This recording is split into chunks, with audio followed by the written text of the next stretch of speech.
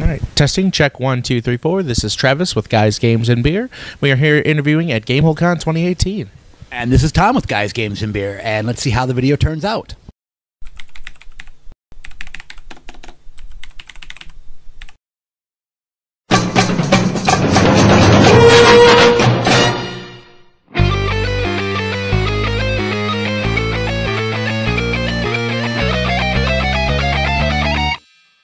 Games and Beer.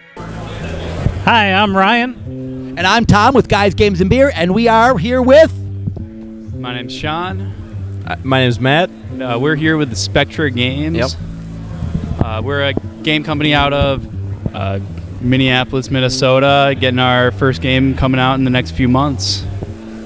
All right. So, is this the first con you've come to talk about this game? Yeah. All right, cool. So, I have to ask, what made you decide to come to GameHole to start looking at this game and launching this game?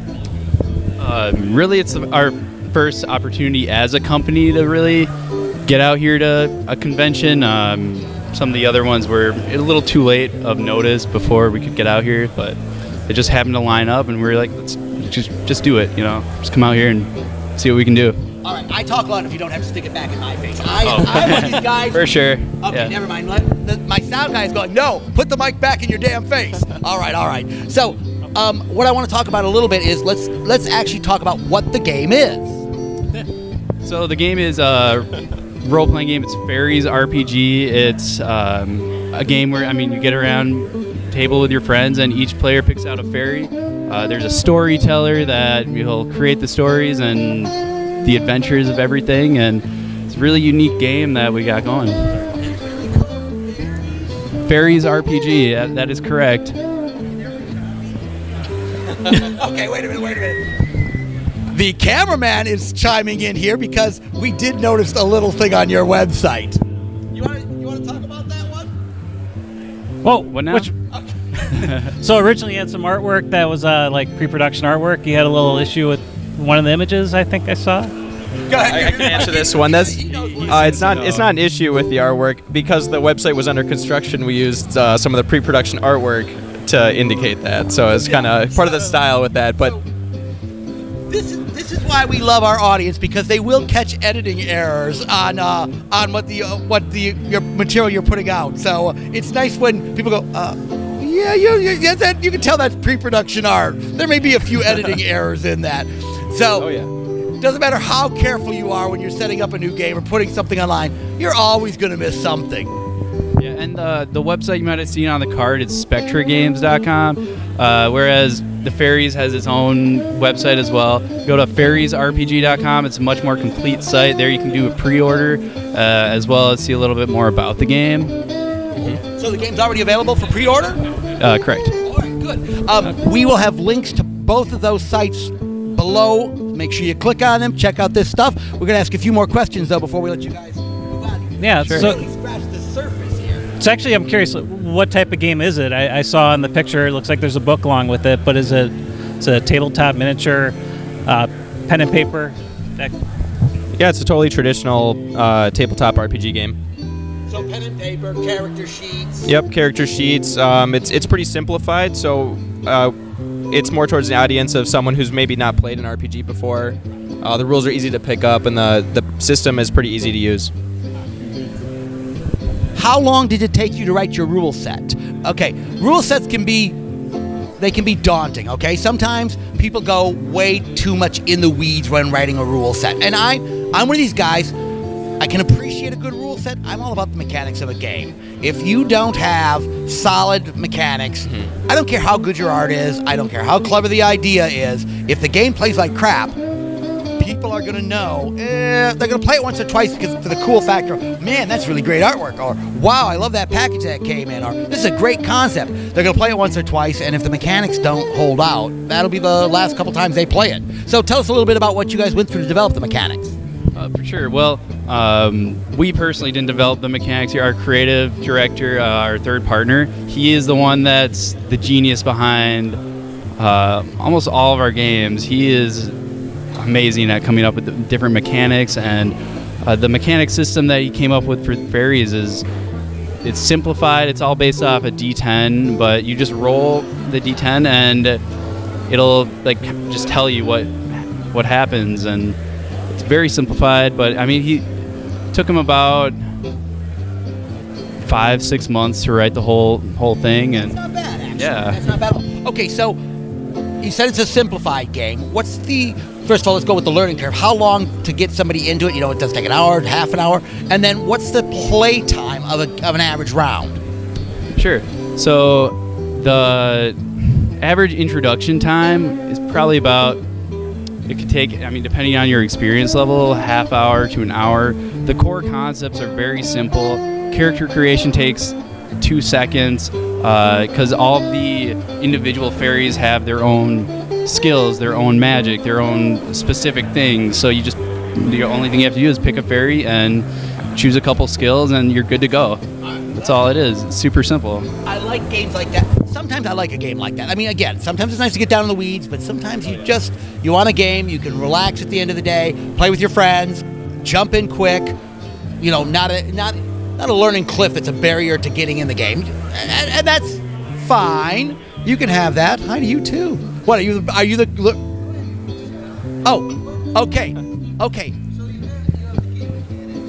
So, a lot of directions on different tabletops nowadays are open world, right? Is this a specific world? If so, do you create a specific world? Or? Okay, our disembodied voice wants to know whether this is an open world or a closed system, and if they created the world and how that works into the mechanics. So really, we're living in the world that it's meant to be played in. It's like meant to be played in our lives. It's like if you imagine that fairies are actually really do exist. They just are really good at keeping it secret because they can use magic and they're very small.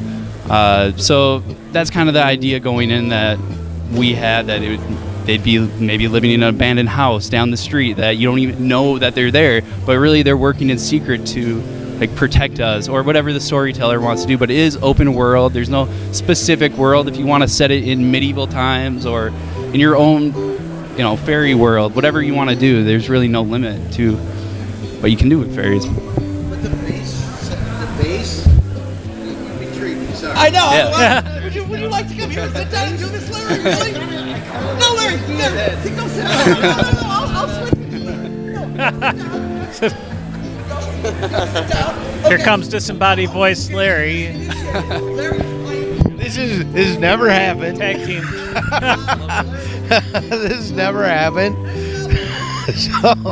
But it would be reasonable to like have a module that was literally set at GameHoleCon, and you know, you maybe, I don't know, have to find the fairies, or the fairies are interacting in this world or this con exactly. I mean, how would that work? So again, it'd be up to the storyteller, whatever kind of thing they want to decide. But yeah, the players would take on the roles of fairies, and maybe there's someone at, you know, the con that is actually delving into some deep magic or getting into something, and they have to go stop them, whatever. But they could definitely be set around here in Wisconsin and Minneapolis. Actually, we have a little module at the back of the book where you could, you know, if you want to use it for inspiration or run the game that way. It takes place in a real place in Minnesota, and a lot of inspiration from real people as well. So it's interesting how the different things you can do. I'd like to add as well that one of the common themes with fairies is that humans are kind of bad with magic, so the fairies kind of keep people in check and kind of protect them from themselves, if you will. I personally think they're hanging out in the true dungeon. Okay. So, I think I saw somewhere on the like age, like kind of like a game for all ages, and like so if you were to play, like what's recommended, like, you know, it works well with this age group, and how many players work good for a campaign of some kind. Sure. So originally, our designer Doug DeMars, his whole thing was, as long as you can read the rules and understand them, you can play this game. So, you know, if you can't understand the rules because you're a little kid or something, then you can't play. But if you can, as long as you can comprehend what you're playing, totally fine. All ages then. Yeah. So, yeah. Yeah, I think the main focus is on the story that's being told, and you can tell it in, you know, a way that you're playing with your family and kids can get involved with it, or you can do it, you know, here at GameHoleCon and do it with your friends, right? Yeah. You want a GameHoleCon module now, don't you? That'd be really fun. I picture it now. I am kind of picturing it myself. Yeah, I'm not good at that. I'm better at that. Yeah, that's right. I'm better at telling others that. So I noticed one of the things on the website is you said you're nearing completion, and it looks like you're looking for early 2019 kind of release. So you said you go to the website and kind of explain, like, I don't know, about the ordering or. Sure.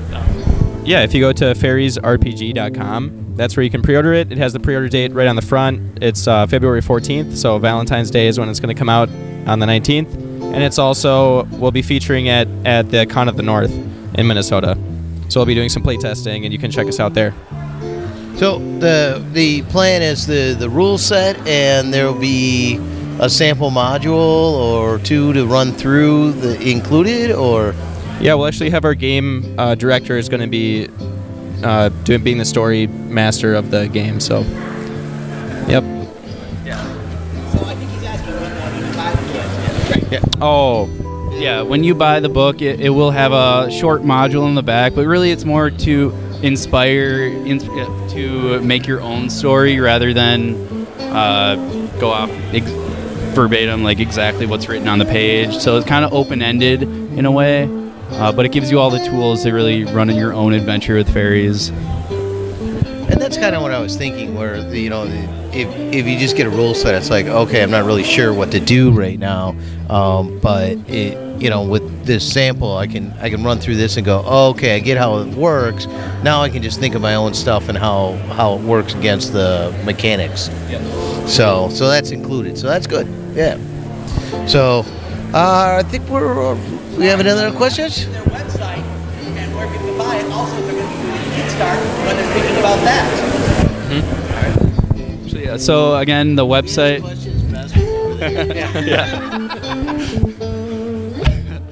So again, the website is fairiesrpg.com. You can also find us on Facebook as well as Twitter. And our spectragames.com will hopefully be up and running without that concept art in there in a few months. And so, yeah.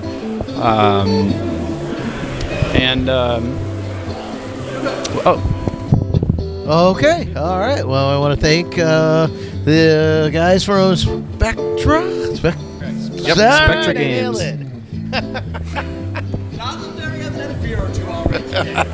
I did kind of warn you. The show usually involves Yeah. There's going to be some beer involved. So, all right. Well, we'll be doing more interviews to come. And don't forget to tell them to check the link below. And, of course, check the link below. Guys, games, and beer. Hey guys, it's Travis here with Guys, Games, and Beer, and we are at GameHoleCon 2018. And we are here with... Alex Cheng, the lead designer of GIGA-Robo. All right, and so we had talked with Alex from GigaRobo 3 years ago, 2015 at GameHoleCon here, and we're here to check in and see how some of you might remember Travis in that interview. Yeah. Others. I was a little taller, a little skinnier. My name was Rob. But since then I got fat. I shortened a little bit, and I legally changed my name to Travis. So yeah. Yeah, right. In a matter of 3 years, I feel like an entirely different person with no memories of the last time I was here in this interview. Yeah, just so fresh, so young into this harsh world we're in. So, we're here to talk about GigaRobo, which is a board game about mecha and piloting mecha and smashing the crap out of each other and the area around you. I got a chance. 3D. Yeah. So, Larry, you were here last time. You played the game, right? Yes, I did play the game last time. I enjoyed it, and it is three-dimensional, so there is line of sight and that kind of thing, and it was fun, So it's so then since then, so that was actually right before we launched the Kickstarter for the game. Okay. Or the year before actually. So we ended Which up was running in successful? 2016. It was very successful. We blew through every single stretch goal except our very last one. That's impressive. Wow. Yeah, and then we actually ended up reorganizing some of the stretch goals. So the last stretch goal we had was for a full soundtrack for the game, and we actually ended up just kind of like funneling our own money into to get that funded. So we spiritually got to the end of it. But yeah, so that was the end of 2016. We ran that, and then since then it's just been one of our stretch goals was we had unique art for every single card, and there's over 300 cards in the game, so it's like it's a lot of art taking a very long time. But yeah, it's so right now. Was it? Is it all art you guys are personally doing? Oh no. Or are you shopping it out? And do you have multiple artists on it, or? So yeah, it's so. Man, we've been through a saga through this project. So originally we had one artist who was doing all the key art for it, and then things unfortunately fell through with that artist after the Kickstarter, and we ended up then taking it to a few different individual artists, and then actually we ended up with a digital studio who's doing basically cel-shaded 3D art for the robots, but then painting it all digitally in Photoshop, so sort of by hand. So we're getting like, and it's just funny because you see that in a lot of mecha anime right now, where they've kind of straying away from doing hand animated mecha, and they're supplementing it with CG cel-shaded mecha. But yeah, so then all the pilot art is just illustrated by individual artists. We had a single artist per pilot to make sure they all had kind of a consistent theme and flavor and look. Okay. Yeah, and then right now, so like we're just waiting for our manufacturer to ship us the copies. Yeah. You know how tough was how did, and this really in the woods here, but how was the selection process to get a single artist okay, this is the guy and this is the person, and you know. Man. So I mean, do you just start in the white pages? I mean, it is crazy, like trying to, especially if you, even with good references, we had artists, and I don't want to throw any shade directly. Sure.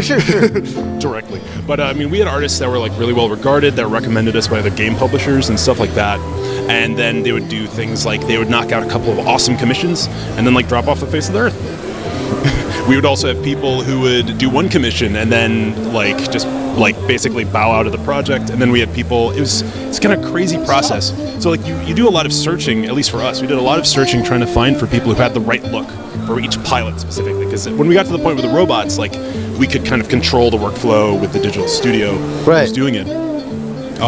But it is hard because you'd find the person who just it feels like they make that pilot sing, they get the personality, they have the aesthetic down, and then it's just up to humanity and reliability. So it's funny because I feel like I've found the right artist 5 times for each pilot, and then we ended up landing on the right artist at the end, who also were excited for the project and wanted to see it to completion.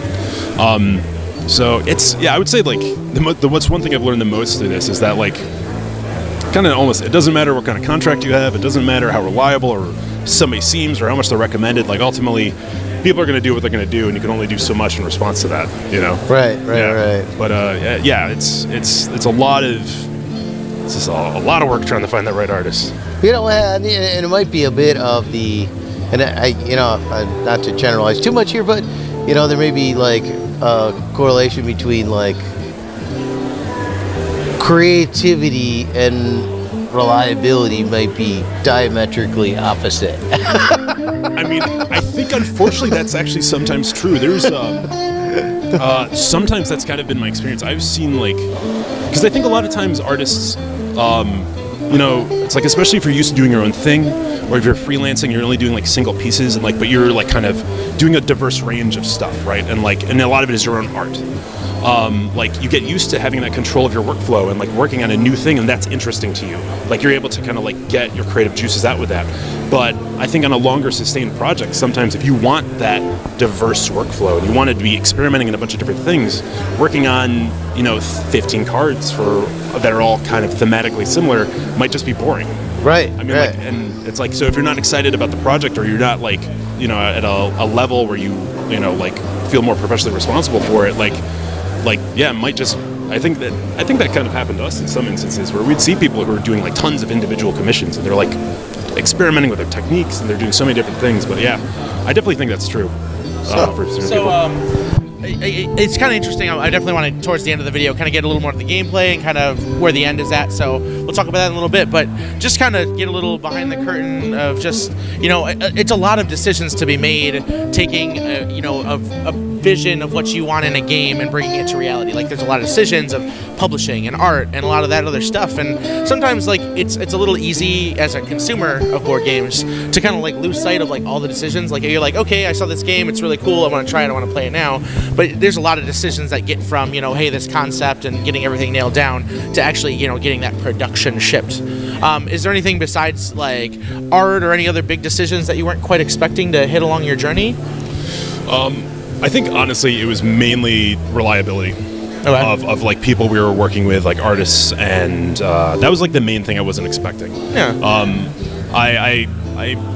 I mean, like, if I could go back, if you know, in retrospect, it would probably have been better to like have contacted, like, even the ones we had contracted had a few, like, basically that we were ready to work with, like, just in case it fell through. Yeah, to have that line up. Yeah, which is like, starting out, I wasn't expecting that.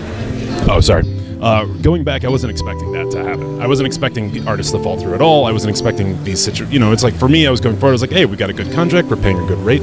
They want to work on the project, and like, it seems like that should be enough. Yeah. But it not always is. You know, sometimes it's just, yeah, like, you can't really plan for that, which is unfortunate. But yeah, that's the main thing.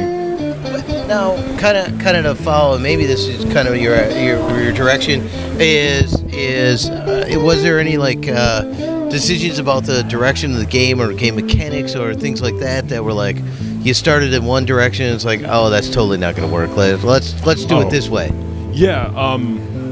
I think I spoke about last time I was here. I spoke about one of those. I actually went back and watched that because I wasn't on this, and like, yeah. Some of the decisions, yeah, you guys, like, I know you had like that.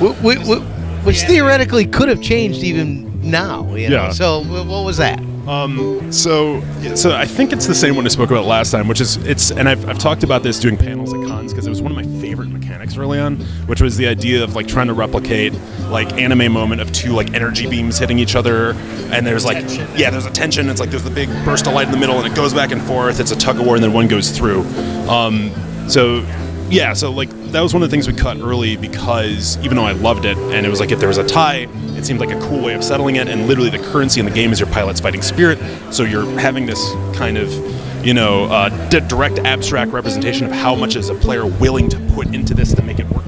But then what happened is that every time it would happen, people would go into analysis paralysis mode, it would grind to a halt, and they would be calculating exactly and being like, oh, how much can I lose, and like how much would I invest, what's the perfect curve for my resources, and it's like at that point it's just like you lose the game because people stop thinking about the fact that you're you're a fiery hearted pilot and a giant robot smashing other people across the city, and it just becomes about like economics, and like, you know, you're basically doing Text Simulator at that point, which is directly opposite of what we were trying to do. Yeah, it's the antithesis of exactly what we're trying to do. It's totally like that. It's like there's people like let's do this, abacus. So I mean, since then the game has been like the only things that have changed since 2015 have really just been balancing. Okay. And even though we play tested the hell out of it before, there are things that once, I mean, especially after the campaign was going, we would have backers who were digging into the materials, and they would like point out certain things that were just like, hey, this seems like might skew a little bit heavy on this end, like maybe it's a little bit unbalanced, and like it would cause us to look at it and double check it, and you know, like sometimes that was true, like it gave us like a new way of viewing it through such a big audience. You play tested it, and you know, you were play testing it like out here back then and stuff. Was there any sort of player tendency or anything you noticed that players were doing? You're like, wow, I didn't expect that, and did that have any effect on development? Yeah, there are some very specific cards that the way people would play them, they weren't like the way I was designing them originally. I didn't expect them to like kind of engage with it, and that way. I think one of the big things was, so in the game, whenever you take damage from an opponent, you gain resources. Your pilot has a rage stat, and that if they get hit, because the entire idea is all the attacks are powered by your pilot's fighting spirit, and it's like their raw emotion. One thing that happened earlier on is that as soon as I was presenting them with the thing, I was like, hey, if an opponent hurts you, you gain resources. They're like, so can I just let people hit me then? And I was just like, yes, you can. And I've always intended for that to happen. But it was like, there was players who kept on asking me about that, and I was like, of course you should. And that's kind of playing with the theme of, like, especially, like, you know, young shonen fighter, like Street Fighter character in an anime, and it's like, you know, they live for the fight. They want to take the hit and just hit back, you know, even harder. Like, you know, they taste their blood and then they Hulk out. Right. And it actually worked perfectly, and that was totally based off of player reaction. Where as soon as I presented that mechanic, they're like, oh, I want to do this purposefully. And I was like, of course you should be able to do that purposefully then. Like, it makes sense, and it works with theme really well. That was like the main thing that was definitely playtester contributed. Yeah. So the other thing I'd seen was I watched the videos of some other earlier gameplay videos, and I love the destructible city and like the miniatures that you guys have going. Is that still kind of the game plan? Like you're gonna have, you know, these miniatures and the kind of that city board, or? Oh yeah, no, for sure. I mean, like, so we're in the middle of manufacturing. Like, game is locked. So the game comes with 15 PVC structures. They're about 2 1/4 inches to 4 inches tall. So 15 of those. It's 4 mechs. You got 4 robots, and it's double-sided board. Now that's the one thing we didn't have actually last time. Is now it's a double-sided board. Okay. And each one you set up differently. So there's the A side where you and players will build up the city yourself, and then the B side is like after the impact of the battle has been done. So it has actually a massive ruined space in the middle of it that's like already been destroyed. So instead of placing like the buildings to build out the city, you can place in the game impact tiles, which are like elemental effects or terrain effects from the destruction. So you're kind of telling the story of how that big impact happened when you start the game. But yeah, no, that is still the game completely. It is still massive city. For people who haven't seen the game, it kind of sparked. I saw the board, and like it's definitely, it looks like much more fun. It's got like cards so you can use for attacks, but it reminds me the board of Adeptus Titanicus. Do you remember that, Larry? It was like a Warhammer style. The hexes. Yeah, it's got like the pretty big mecha and everything like that. It was a pretty simplified mech combat game, but again, it looks very similar to that. It's an older game. It's just everything looks fantastic thematically, and I saw it, and I think that's really cool. That it's a mixture of, you have this tactical kind of ish play, but it's really about playing cards, interacting back and forth. From what I saw, I thought that was really interesting. So the game's locked in then, and you're in production. So are you just filling your Kickstart at this point, or is it available for pre-order or available for just purchase? Or so we're doing pre-orders really up until the moment we know the game is in the hands of fulfillment and it's going out. So basically, we're going to pre-order up until the second that we have to stop or give the final fulfillment list, because we're doing fulfillment centers in the U.S. and Canada and Europe, and also like UK and then Australia. So like basically up until that second, we're running pre-orders, and we're doing them at a discount. But yeah, so it's like we're looking at an estimate. Our manufacturer is telling us December, January that it'll be going to fulfillment. So if we're watching this fairly recently, you could probably still get in. You can. I'm not going to be rude. I'm actually going to get on my phone, and I'm actually pre-ordering this now because I actually saw some gameplay on it and I thought it was really interesting. So if you could ask a question or two. Thank you. I'm legitimately just pre-ordering this now. You should pre-order at the booth. You'll get a better deal. And you get promos if you get it at a con. You should do it at the booth. We're gonna do that right after this. So seriously, I was like, I'm already sold for the show. I thought I was gonna be brought on this in the interview, and I was like, yeah, if I would have heard it, it's like a board game about giant robots, and it looks cool, and it has really great board and everything. Like I would have remembered that, and I'm really glad I wasn't actually on the show, because I would have felt super dumb if I would have forgot about a game like GIGA-Robo. So well, and speaking of big robots that are fighting. Have you had a chance to check out Steel Battalions? Nice segue, Larry. The infamous Steel Battalion? Yeah, that we're running here. Steve Steel Battalion? Yeah, Steel Battalions. Genuine? Haven't had a chance yet. You should come down and check it out with us. We are what you might call giant robot aficionados. That's right. I just want to refresh myself. Is Steel Battalion the infamous game where you have a set of controls that's like the 40 size buttons? of... Yeah. Yep. We have 10 of them set up next to each other. So down the hallway at GameHoleCon here, and we're going to be putting footage up on our show. We have 10 of them networked together, 5v5. Speaking of which, when we're running it all weekend, and it's basically 5v5 giant vertical tank combat. So it's a lot slower than your traditional mech games like Mech Warrior and things like that, but it's a lot of fun. So. I just feel like it might have been up. It just feels like it might be up your alley. I've legitimately never had a chance to actually play it with the full controls. I know they released that brutalized version for Kinect a few years ago. Yeah, it was awful. No, but I've always actually I wanted the opportunity to dig into it and get like the full simulation. So that sounds awesome. So you should stop on down. I should. All right, so. Yes. So if people are out there are super psyched about getting in on this, where should they go? They should go to GIGA-Robo.com. You can do pre-orders on there. We're doing special pricing and free shipping in the US up until the moment we ship. If you also go on our site, there's a media section where we have full battle reports that are like completely animated, also with like life totals and damage effects and things like that. Yeah, definitely check out the media on it, the artwork and the board and the figures are all like really cool. They're really, really cool. So thank you very much. All right, well, thanks for spending a little time with us. Thank you guys. It's been a damn pleasure. Yes. Cheers.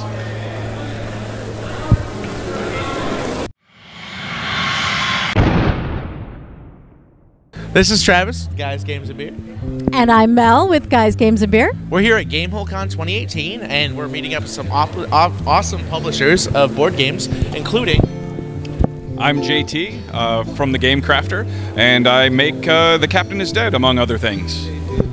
And so Mel has had some extensive experience with this game, and I love Mel's taste in board games. Gosh, so thanks. I decided to tag along in this interview and hear more about The Captain is Dead. For thus the uninitiated, can you tell us a little bit about The Captain is Dead? Sure. So The Captain is Dead is basically the last 10 minutes of your favorite sci-fi series, except things have gone so badly that the captain is dead, and the remaining crew have to figure their way out of the situation. And the situation depends on what episode you're playing. We have 3 episodes published at this point, and a 4th one coming out at Gen Con next year. So each one has a little different story to it, but there's a crew of 21 possible characters that you could play. Give us the timeline of the various iterations of your game. Sure. So the original Captain is Dead came out on Kickstarter, or we Kickstarted it, I should say. It didn't come out then, but Kickstarted it in July of 2014, and then we shipped it before the end of the year of that year. Then each year subsequently, we've been coming out with new iterations. I was publishing it through the Game Crafter directly, which is a print-on-demand service for people that don't know. So you can actually design your own games and publish them, and get them out in the world without going through a publisher. But then I sold many thousands of copies through the Game Crafter, and then I was introduced to John Zinzer at AEG Alderock Publishing, and they picked up The Captain is Dead as we were doing the Kickstarter for episode 3.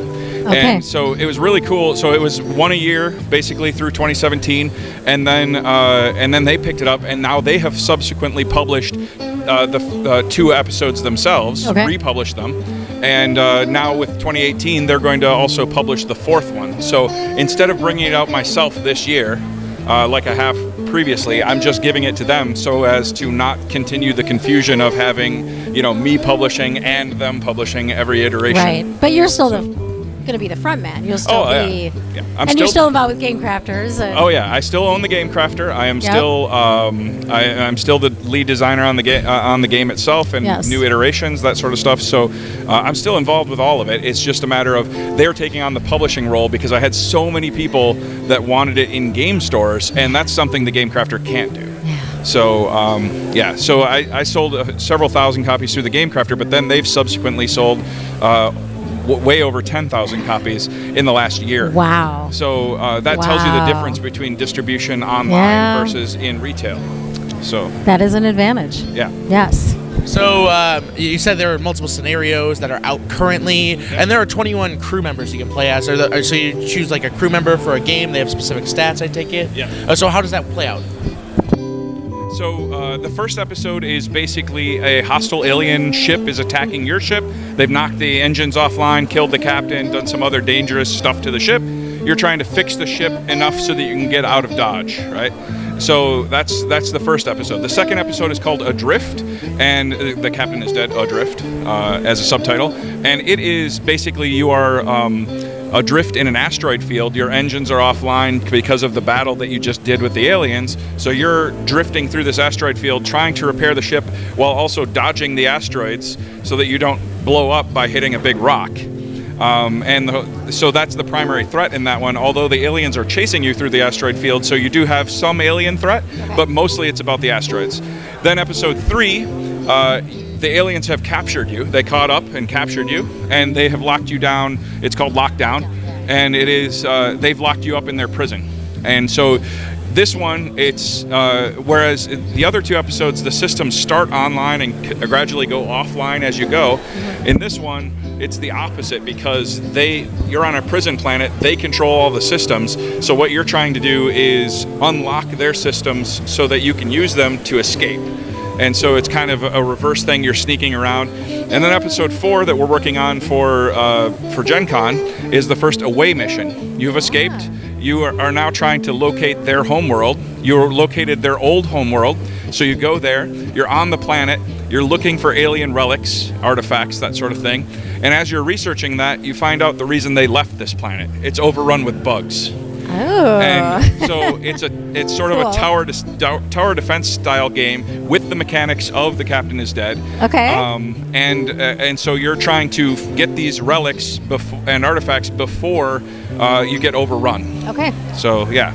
Now you're doing Lockdown here. You're highlighting Lockdown, right?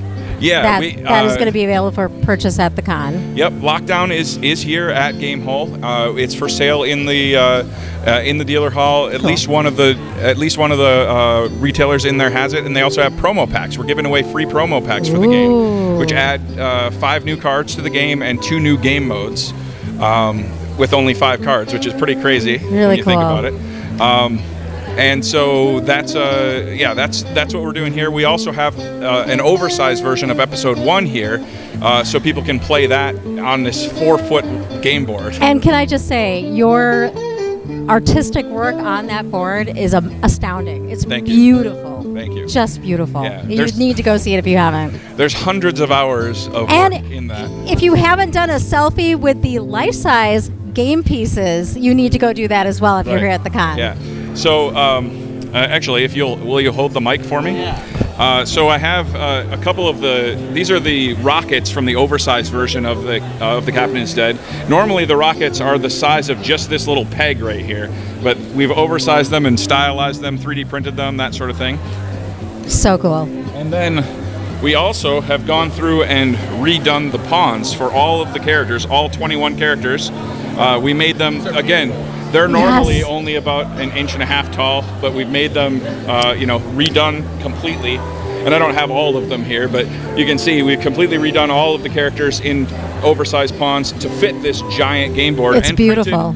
Printed cards that are all oversized as well to make the whole thing. I love the art style of the characters. Are there specific inspirations you drew from on those? Yeah, the art style is actually, yeah, go ahead.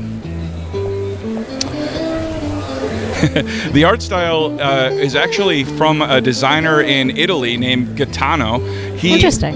He has this crazy art style it's very polygonish, right? It's reminiscent of kind of old video games. Yeah. And so when I first did The Captain is Dead, I did this little challenge. I hired a bunch of different artists. I gave them all $100 and said, design me a character, and I gave them specifics about what character design, all that, but design me a character. And so, I got all these different artists that did it, and they all came back with their version of this character, and then I did some online polling to see which one everybody liked. And this is the one, I mean, this was my favorite right from the instant that I saw it. Yeah. But I still wanted to see what the community at large would like, and overwhelmingly, Gaetano's art style was the one that we went with. And I've never looked back. It's amazing. It's different than anything else you see anywhere. So cool. So again, I'm sure the scenarios kind of make it a little bit different, but approximately how long does it take to play a session? It's so the game itself, the base game is a 60 to 90 minute game. So if you're new to it, it's going to take 90 minutes. It could take a little longer if you're playing with the full complement of players. It does 1 to 7 players. So if you do 7, that can take longer. If everything goes badly. Well, if everything goes badly, it could be over very quickly. But that's very rare, honestly. But then the other episodes each have their own times. So the longest version is Lockdown, which can go to 120 minutes. Okay. But yeah, they're Or like the game we played yesterday, where it was just brutal. Yeah, the cards came up. Every single one was just brutal to the entire crew. It can be brutal. It is. I mean, ultimately, there's a random element to it, as the story driver is a random element. It is staged, so that the difficulty goes at different. The yellow alerts, the orange alerts, and red alerts. So it is staged, but because the decks within each of those colors are random, depending on the order, it can be brutal or a little easier. Well, and it really does encourage the cooperative play, because you don't just pay attention to your own cards. You have to really watch what other players have in their hand, what they're going to do, what's going to be the most logical outcome downstream, and being able to plan that out. So we didn't have the advantage of there is a way to see what's coming when it comes to the, what do you call the cards that are the yellow, orange, and red? The alert deck. The alert deck. Right. You can get an advance notice of like, okay, that's going to be happening on the next turn, so that I'm going to move away from the bridge because everybody on the bridge is going to die. Right. There's an external scanners. There's all these different systems that the ship has, if they haven't been destroyed yet. If they haven't been destroyed. But yeah, one of them is called the external scanners, which lets you see the future. You can see what the aliens are going to do to you, so you can kind of dodge or get the hell out of the way, that sort of thing. So yeah. So yeah, it makes the gameplay really fun, because you have to work together to save the ship, raise the shields, whatever you need to do to get out of dodge and save your ship. So again, this is mainly this is a cooperative game. Yes. How do all the roles kind of play together? Like, what kind of abilities would I expect like a specific player to have that contribute to a group, or some that are interesting? So every single character has a unique role, which we can get into a few of them. But then the thing that ties them all together, that makes them want to work together, is actually this skill discounting system.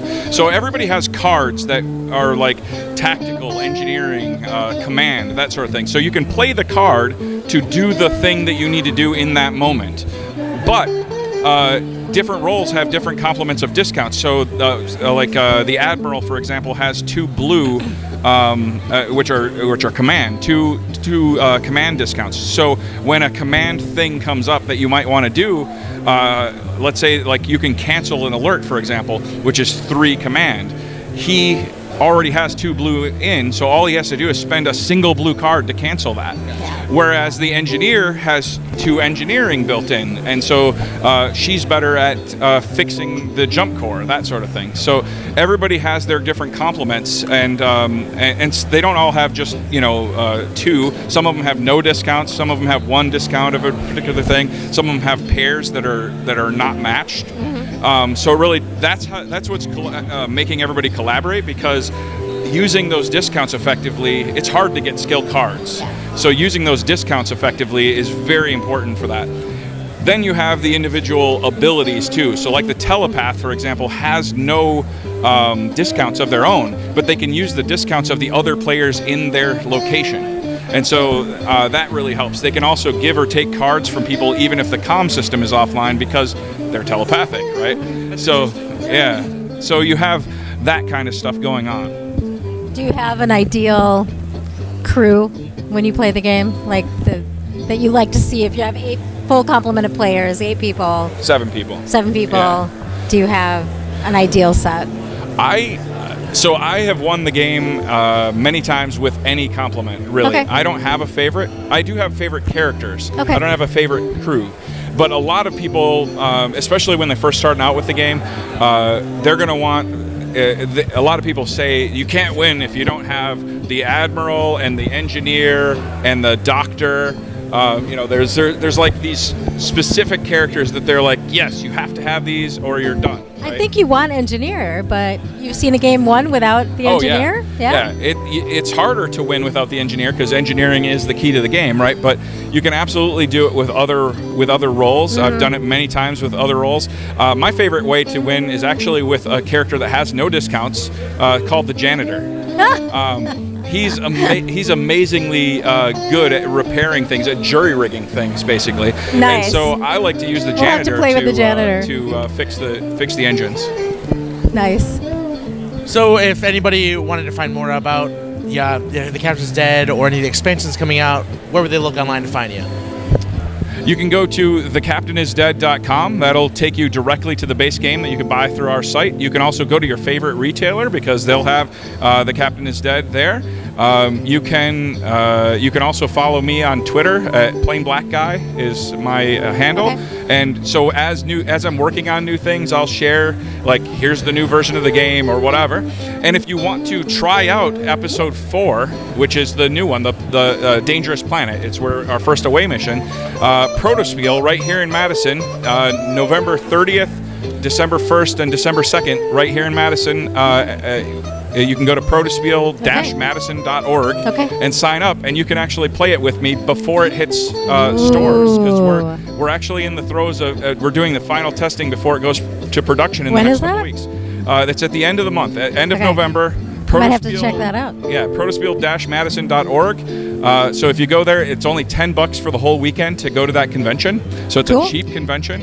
And then you get to try out new games before they hit the stores, including The Captain is Dead Episode 4. Absolutely fantastic. Well, That is wonderful. Thank you so much for being on the show, and I'm looking forward to checking the game out. Between the art style and I love cooperative board games. I think it's right up our alley. Thanks for having me. Hey. Bye, guys.